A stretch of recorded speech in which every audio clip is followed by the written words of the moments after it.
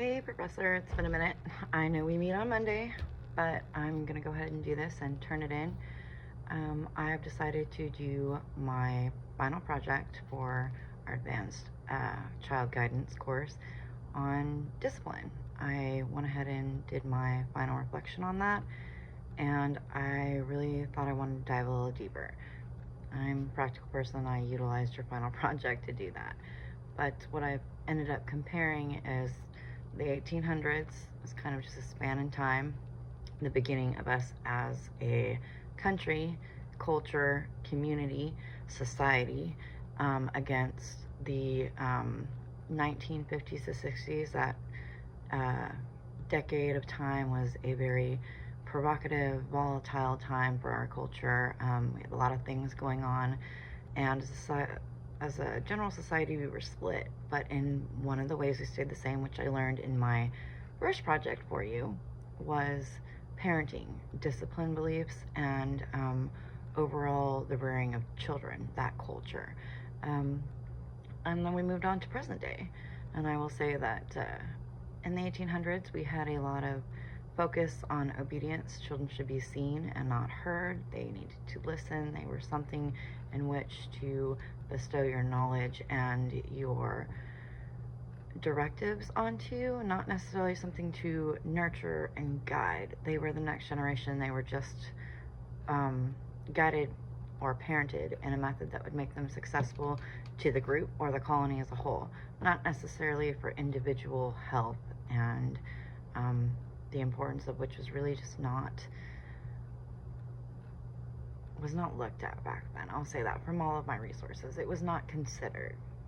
When I look at the 50s and 60s, we were so torn, and people really valued, we had just kind of come into suburbia and the suburban life, and you had this new middle class brewing after World War II, and things were just coming back to normal. You had fathers that were coming out of a war that had really created a huge gap between children and parents in that aspect, mentally, experience-wise, philosophy-wise, and then you came into Vietnam, and so you really got this huge gap. And parenting in that era was just very authoritarian. You do as I say, not as I do. You believe what I tell you to. You want what you can have. You accept and be grateful for that which is given to you. And whatever your parents provide is whatever you have. Nurturing the child, bringing it up was just kind of coming into view with mothers, stay-at-home mothers, kind of, you had this dual front now where you had working mothers and stay-at-home mothers, and the single mom was becoming a real concept as opposed to a stigmatized outcast of society. They were starting to come into their own. And so you were shifting ideals between men only know best, fathers know best. And so you still had corporal punishment. You still had a lot of guidance in school, which you had also seen in the 1800s. That kind of carried through. That parents and schools were the place where you really structured how a child was going to be put together. How they were going to grow and arguably thrive. But in present day, I kind of, looked at my particular background and the different cultures that came into it, which is really why I thought this would be an interesting project. And I also looked at overall just the culture of today, the norm of today. And psychology has really started to come into parenting where it wasn't really factored in before. And I really appreciate that on many levels. I've learned a lot.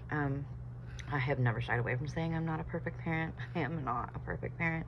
I have much room to grow, but I do say that as I've come in and as I've, deviated from what I know, because, you know what you know from what you were raised with. I've been able to make my own decisions as a parent. I haven't had to continue the cycle, and I have seen differences in my own children. Are there exceptions to the rule on every factor? Of course. Now, research, stipulates that overall, when children are raised with positive guidance, concise guidance, conscientious guidance, and parents take an active role in not just giving orders and expecting obedience, but actually giving guidance and listening, because that is something up to this point that parents were not really trained to do. We were not raised to raise children and listen to them. We were raised for children to do the opposite, to listen to us. And I think that you get to this, even now, you find people who put this line between childhood and parenthood. And, you know, as a child, you're supposed to absorb everything, take everything, be grateful for everything. As a parent, you're supposed to know everything, be able to supply everything, and be a fully formed and functioning member of society, hence adult. But I think as adulthood has become, you know, scrutinized and studied, I think we all realize that it's a continuing process. We're always growing. There's always room for improvement, and parenthood is no exception.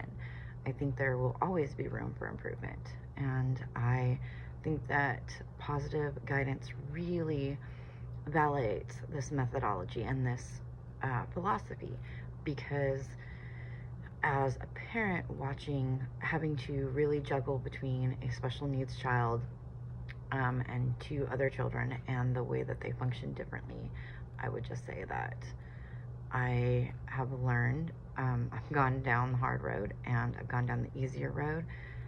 I think it's a midway between the two. I won't say that I completely have done away with corporal punishment. They get swats on their butts every now and then, but it is not something I lean on. It's not something I use to shape. It's more something I use to shock, attention grabber, and it's nothing near what I believe from research, which I was really kind of shocked about. There's nothing near what people define as actual corporal punishment. Some things that fall under corporal punishment, I think, just are cruel and not at all a teaching mechanism. They are a brainwashing mechanism, a conditioning mechanism, something to condition a response that you want out of a child, which does not belay for expansion or learning or even development. So that was my project in a nutshell. I tried to keep this explanation a little lower. Again, of course, I have made this a rather lengthy slideshow, so sit down. I hope you have a good amount of time to dedicate to it. I hope you appreciate it. Again, I really enjoyed this class.